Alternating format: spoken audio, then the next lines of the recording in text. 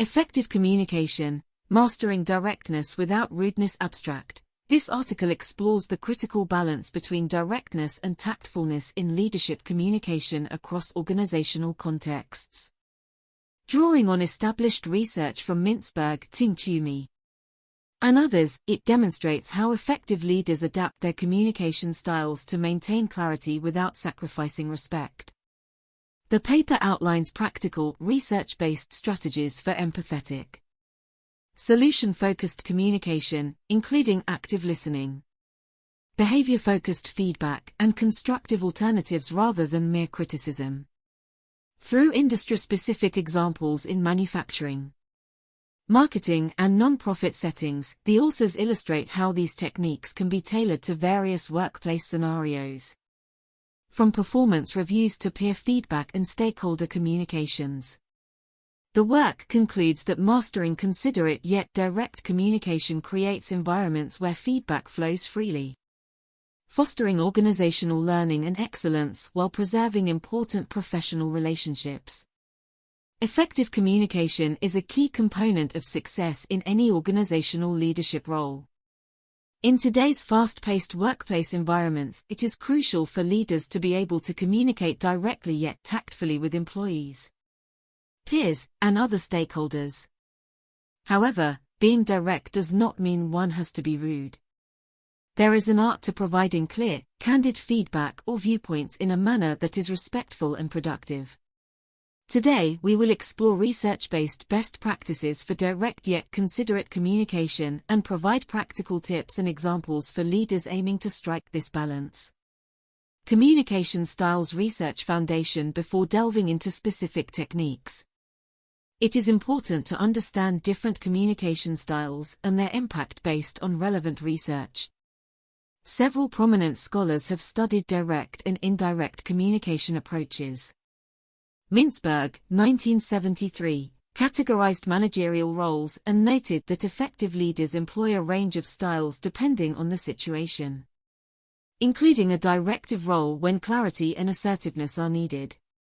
Ting-Toomey, 1988, introduced the concept of impoliteness across cultures and highlighted the relationship between directness and perceived rudeness or respect. Gomez and Knowles, 1999, further investigated direct and indirect communication preferences and their effects. Through survey research, they found most professionals prefer a moderately direct style that gets the point across concisely without abrasiveness. However, perceptions of directness as rude or respectful depended largely on cultural background and personal traits of the communicator and recipient. Those seen as humble, considerate leaders tend to get away with more direct language. This research establishes that while direct talk has its place, subtler techniques combined with an emphasis on mutual understanding generally leads to better relationships and outcomes. The next section will outline specific strategies leaders can employ. Being direct through empathetic, solution-focused communication. A core principle of considerate direct communication is maintaining an empathetic, solution-focused mindset. Rather than accusing or attacking, leaders should approach discussions from a place of understanding different perspectives and a shared goal of continuous improvement. Some tactics to operationalize this include active listening, when another person is speaking. Focus intently on what they are saying through eye contact, facial expressions, and brief acknowledgements like nodding. Refrain from multitasking or thinking about your response. This shows the speaker you are fully engaged and helps ensure you understand their complete viewpoint before responding. Rogers and Farson, 1957. Paraphrasing. After listening, restate the key points you heard in your own words to confirm comprehension. Ask clarifying questions respectfully if needed. Paraphrasing allows the speaker to correct any misunderstandings before the discussion moves forward. Axelrod, 2017. Addressing behavior, not character. Provide specific, observable examples of what someone said or did rather than making blanket personal criticisms. Focus on how the behavior affects results or relationships, not the person's intent or qualities.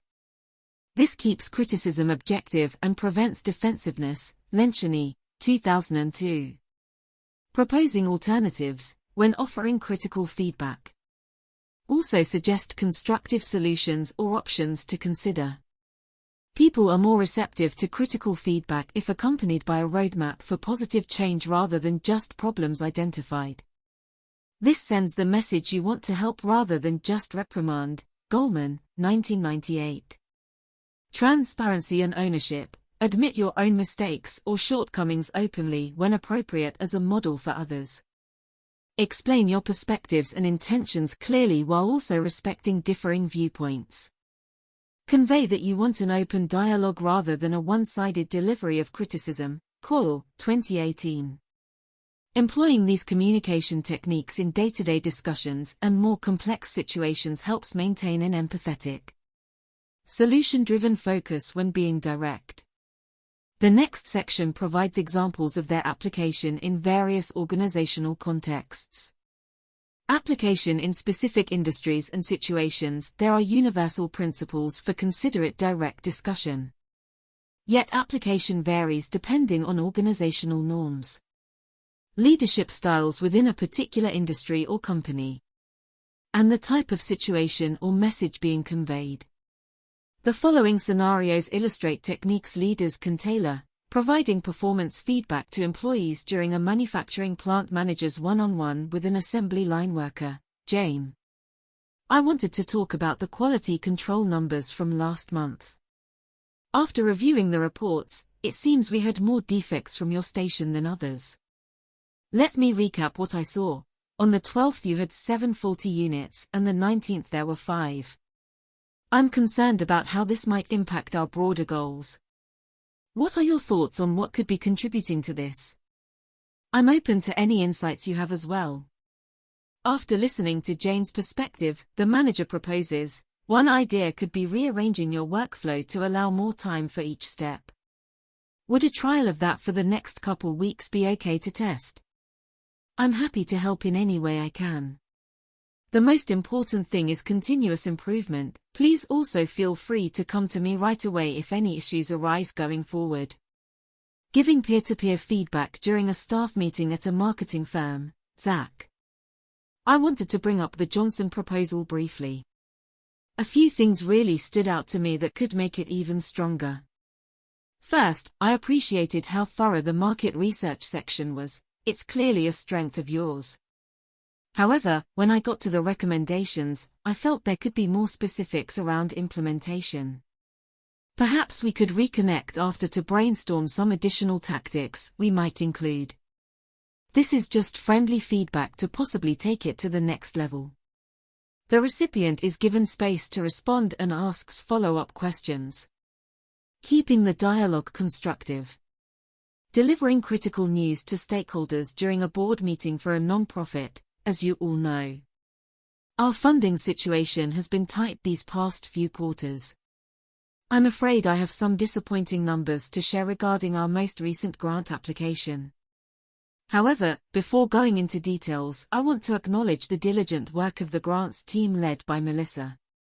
They poured countless hours into a thoughtful proposal.